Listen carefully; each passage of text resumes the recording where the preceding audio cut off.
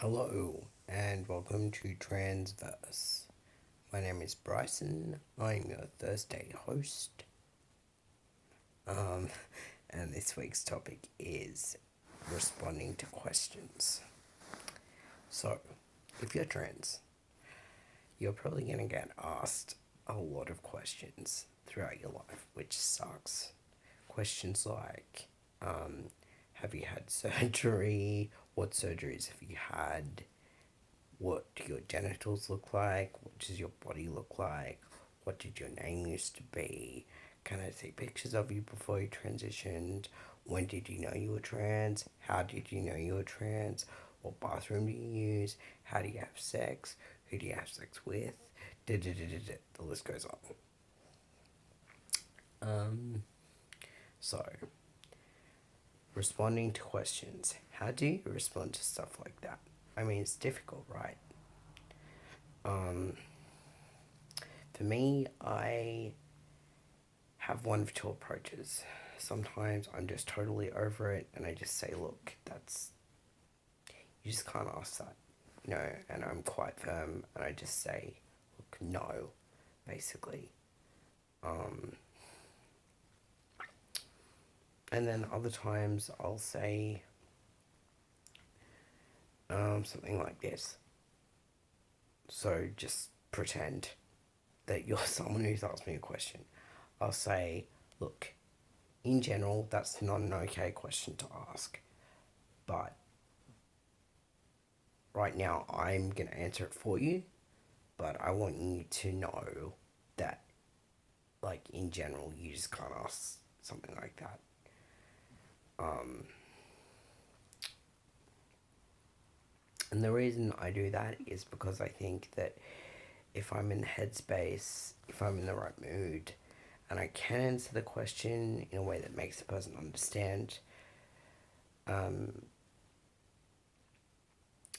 a tiny part of the trans experience, because obviously everyone's different, uh, and you can never like there are very few questions where you can give a answer that will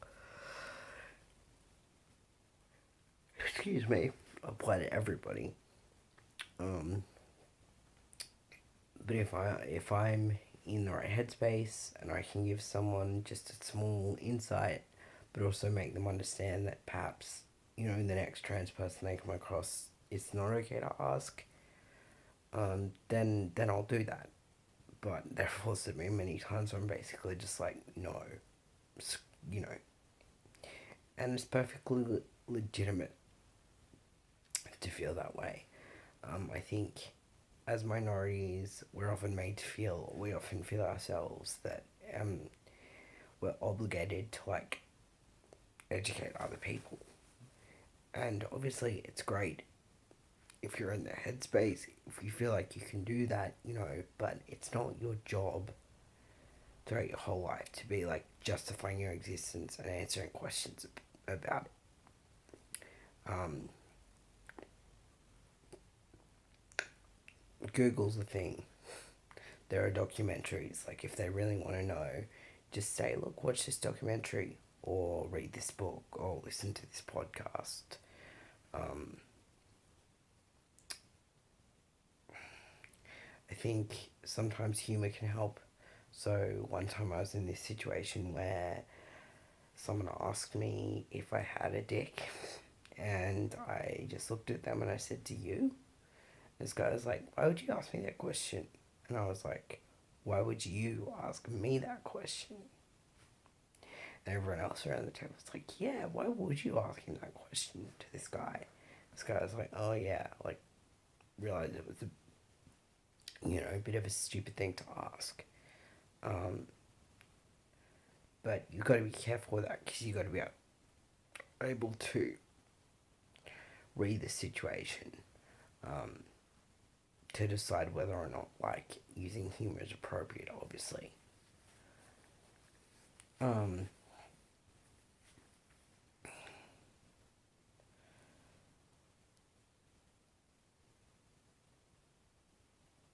with doctors, unfortunately, like medical professionals can be inappropriate without meaning to be. Um, I recently had a really positive I recently had a really positive experience with the doctor, um, where she saw in my file that I was a trans man, and she asked what my pronouns were, and just asked about like my experience and my transition process and whatnot in a really respectful way. And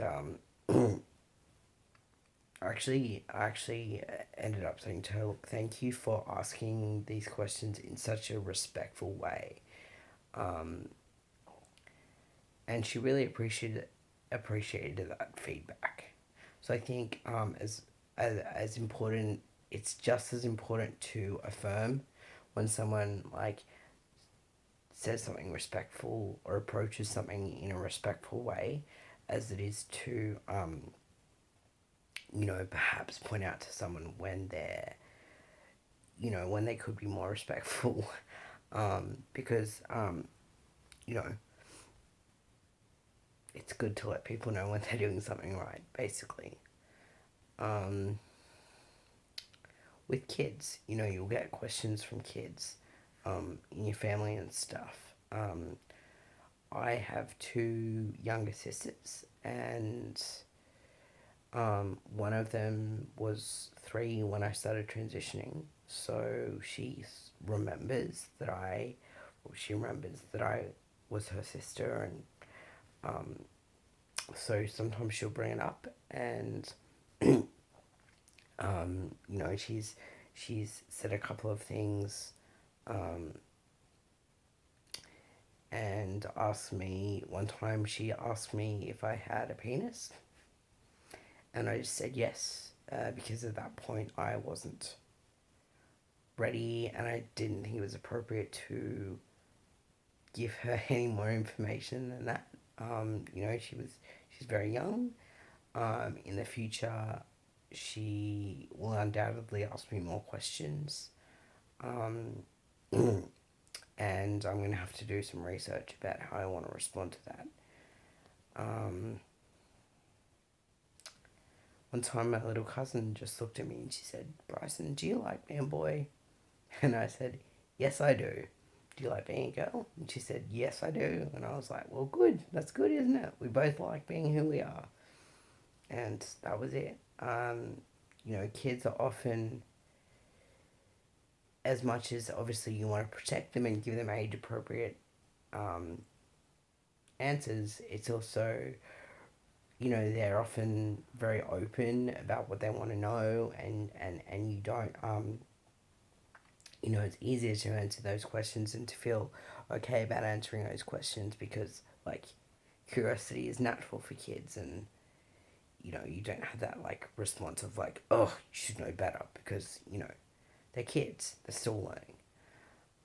So yeah, those are just a few of my thoughts on answering questions, and I hope that this video has helped some people, and maybe given some tips um, about maybe how you might want to respond to things. Um,